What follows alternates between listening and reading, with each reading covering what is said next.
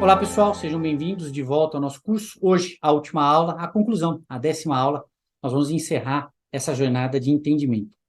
E aqui, de forma muito sucinta, eu gostaria de compartilhar com vocês um breve resumo do que nós discutimos ao longo de todas essas aulas. O objetivo foi entendermos com um pouco mais de profundidade os processos sociais que fizeram com que as famílias que viviam há 250 anos em contexto totalmente rural, em um ambiente de famílias extensas, passassem a ser as famílias que são hoje, as nossas famílias, vivendo em um ambiente urbano, bastante individualista, com famílias cada vez menores. O que aconteceu para que essa trajetória fosse possível?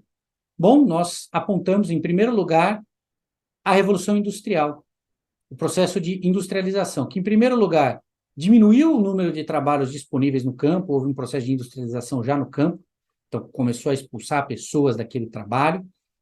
Em segundo lugar, trabalho surgindo nas cidades. Então, as pessoas deixando o seu lugar de origem, em que talvez possa ter vivido por várias gerações com sua família, para morar numa cidade.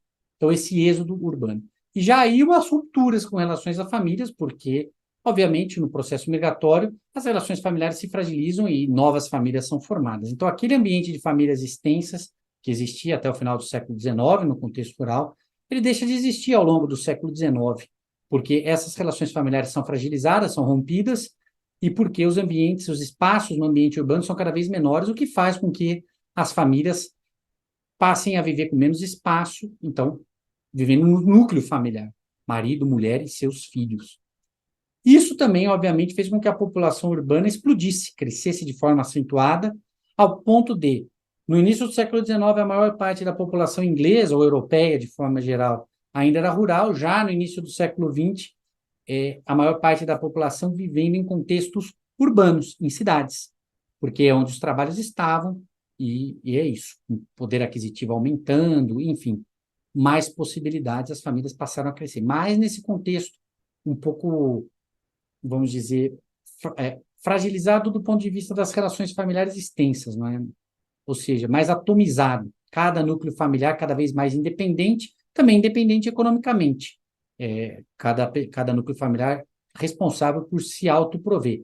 Ao longo desse processo, mulheres e crianças que sempre trabalharam, ou habitualmente trabalhavam, deixaram de trabalhar.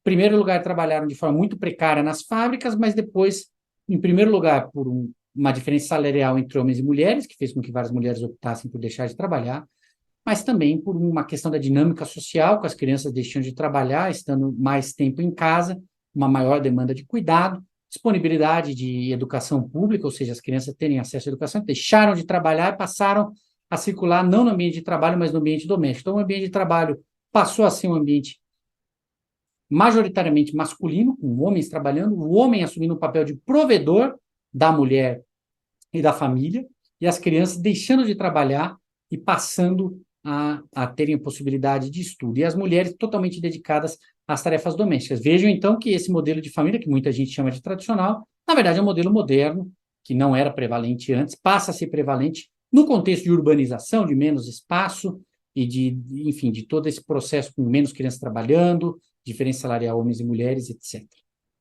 No Brasil, o fenômeno é mais ou menos esse. Não aconteceu ao longo do século XIX, esse processo aconteceu sobretudo ao longo do século XX. No século XIX, nós falamos, em primeiro lugar, todas as consequências da escravidão, como a escravidão impactou o país, a abolição da escravidão, a integração dessa população, que foi mal feita da população que era escrava dentro da nossa sociedade, o processo fluxo migratório, um grande contingente de população de imigrantes europeus que chegou já na segunda metade do século XIX, para os estados de São Paulo, ou Rio Grande do Sul e outros do país, e isso transformou a visão.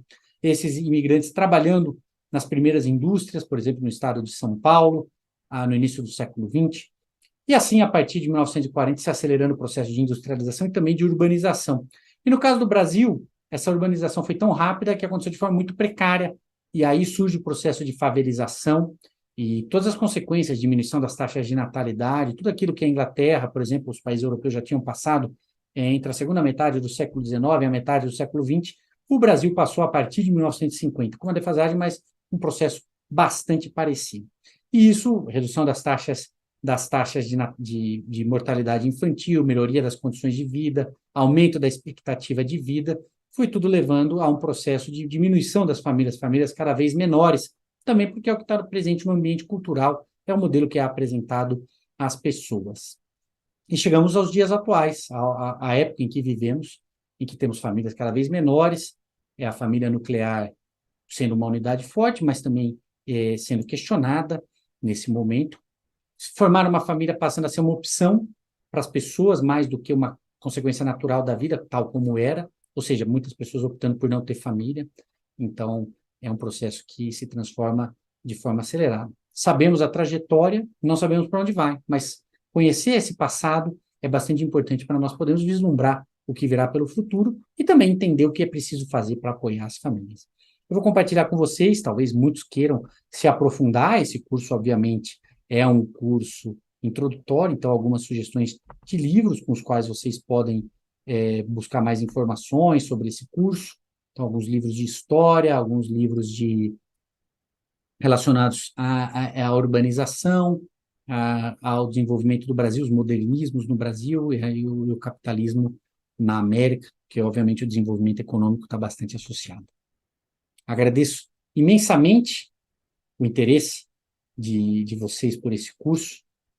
Family Talks só faz sentido que exista na medida em que seja uma união de pessoas, de famílias, em prol dos interesses de todas as famílias do Brasil.